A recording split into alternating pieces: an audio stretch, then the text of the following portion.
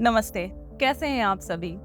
I, Ruchi Singh, welcome you all in today's interesting discussion under the series of Past to Present brought by Tathastu ICS. Well, recently, Government of Uttarakhand passed Uniform Civil Code and it has steered a lot of discussion and debate surrounding provisions on marriage, divorce, property inheritance and most importantly, live-in relationship. क्या है live-in relationship? It is a concept where man and a woman live together without getting married. It is not recognized by Hindu Marriage Act 1955 or any other statutory law, but it is not illegal in the eyes of law as well. So, Uttarakhand UCC क्या कहता है? All live-in relationship must be registered and children born out of such unions are granted legal rights. अगर कोई भी partner 21 साल या उससे कम है तो उनके पेरेंट्स को भी इन्फॉर्म किया जाएगा और लोकल पुलिस को भी इंफॉर्मेशन भेजी जाएगी। और married individuals can not enter into live in relationship. यहाँ मेरा एक सवाल है, married individuals who are awaiting divorce, what about them? Don't they have another chance of getting a partner? Can't they choose to enter into live-in relationship with the partner of their choice when we all know legal proceedings for divorce takes years to settle because of various reasons? Let's not go into the discussion of various reasons. We are not here to discuss why there is a long legal proceedings behind divorce settlements, etc. Further, also if one partner desires the other in live-in relationship, shouldn't there be any rights of individual in such kind of union? Human emotions are complex. Human choices are complex. We have a lot of questions to ask. A variety of responses available and multiple viewpoints are there. चलिए जानते हैं history क्या कहती है about marriage, types of marriage, live-in relationships, children born out of various kinds of unions, divorce, individuals, men and women who choose to remain single. There are a lot of examples from history. We find that eminent individuals like Vyas, like Gargi, who choose to remain single in pursuits of knowledge and scholarship.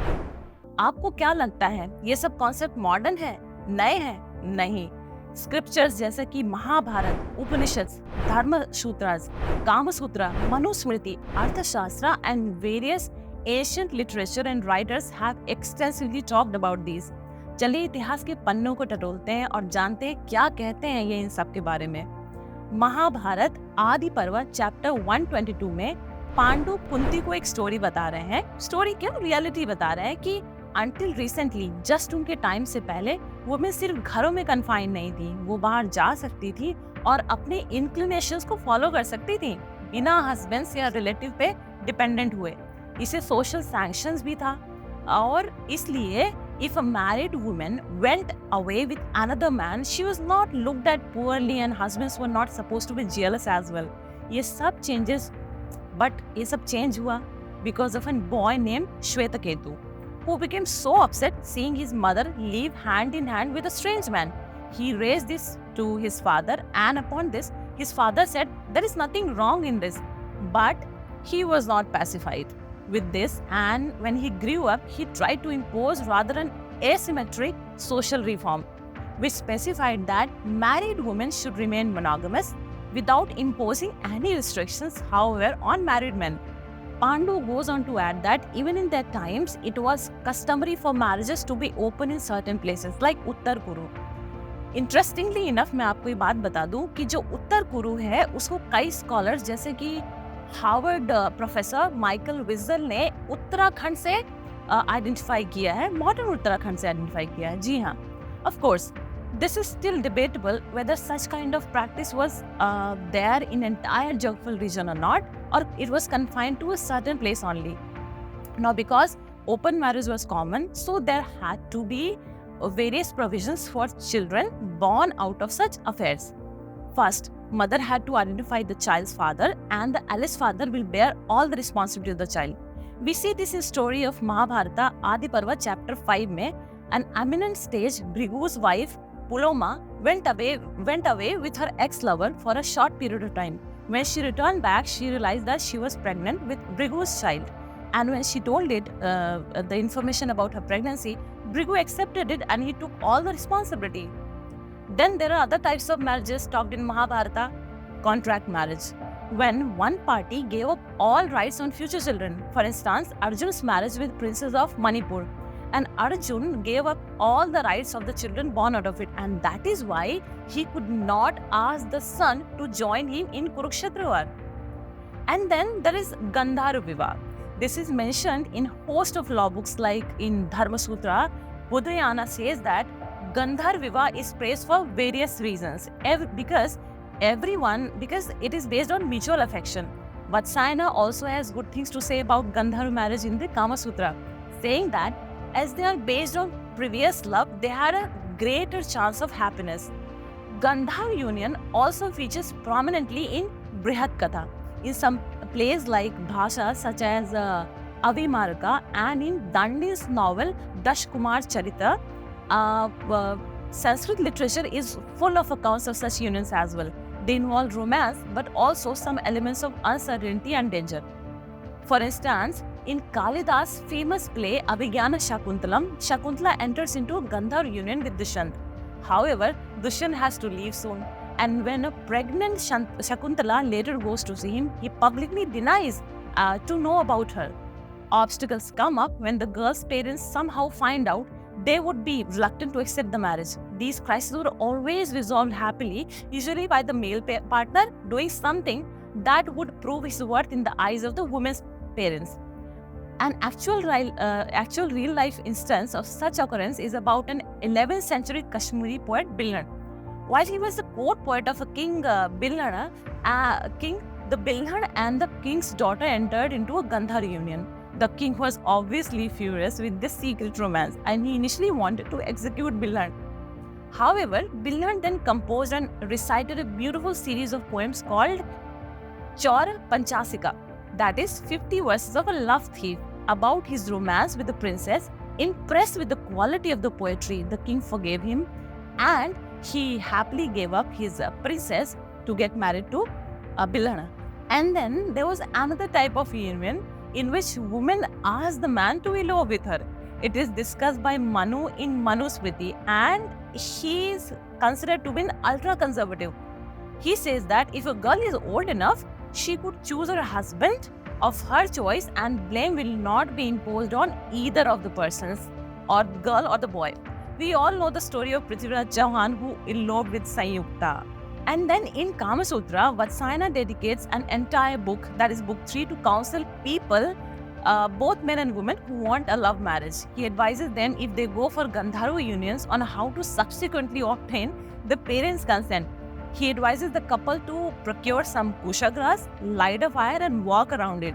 And हम सभी को पता है कि हिंदू जो tradition है, Hindu rituals में जो फायर होती है, that is the ultimate witness. किसी प्रीस्ट की जरूरत नहीं, पेरेंटल कंसेंट की जरूरत नहीं, कंसेंट की जरूरत नहीं है, और किसी ह्यूमन विटनेस की जरूरत नहीं है. आग जो खुद ही वो एक विटनेस होगी, जैसा कि हम सभी जानते हैं. So in the context of present debate, we could think of live in relationship as Gandharva unions. The law that prescribes registrations might be akin to step towards formal recognition and validity, the role played by the fire and kusha grass. Well, the ancient lawgivers were quite sensitive to the plight of the offsprings born out of other unions, such as marriages based on force or fraud. One being Rakshasa marriage, in which women was kidnapped. देखिए, हरण और अपहरण में तो फर्क है. हरण स्त्री की स्वेच्छा से होता है, जबकि अपहरण स्त्री की इच्छा के विरुद्ध होता है. और दूसरा है Pishacha marriage, in which intoxicants and other types of drugs were used in the girl.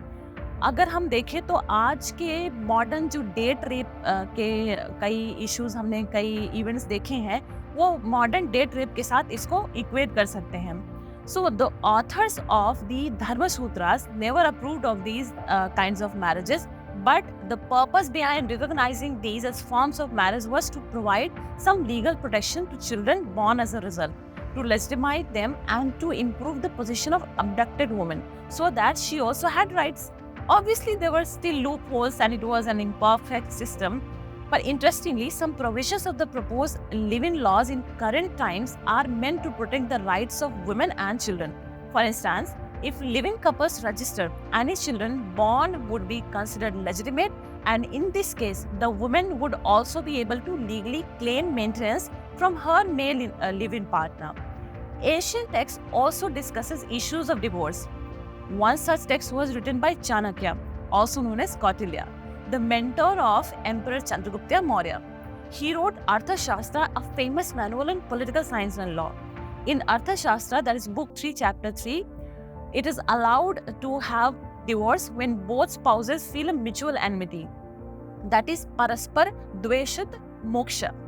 It was more conservative regarding issues of unilateral separation or remarriage, but normally it did not allow unilateral divorce for either sex. However, it maintained that women could abandon their husband if the husbands turned out to be bad character, if they were absent for a long time, or if they lost their virality, among many other reasons. Men could remarry if their wives had no children, but needed to wait a large number of years to do so.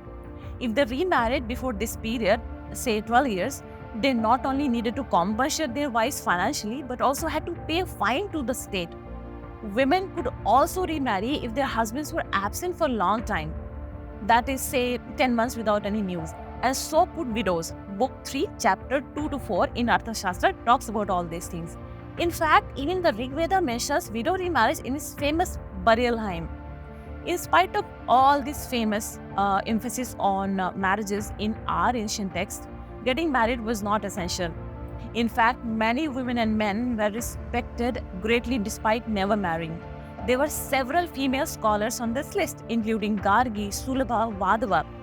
As Gargi is mentioned in Upanishads and Sulabha in Mahabharata, we know that they were single. In later times, Leelavati, the daughter of famous mathematician Bhaskara too, also remained single. She used her knowledge of mathematics to support herself. Ancient text also tells about some single fathers.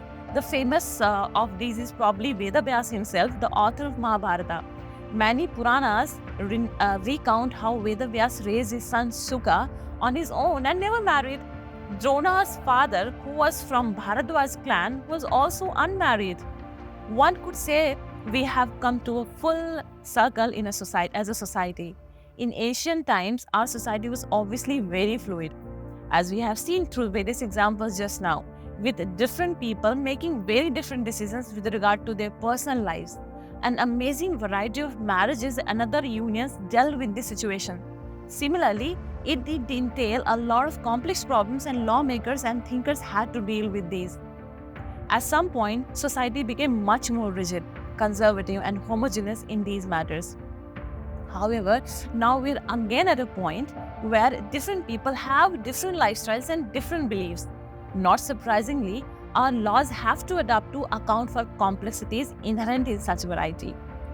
तो ये सवाल मैं आप पे छोड़ती हूँ कि क्या live in relationship should be allowed and regulated by law, and if regulated, then to what extent laws should intervene without going against the Article 21 of Indian Constitution, that is protection of life and personal liberty.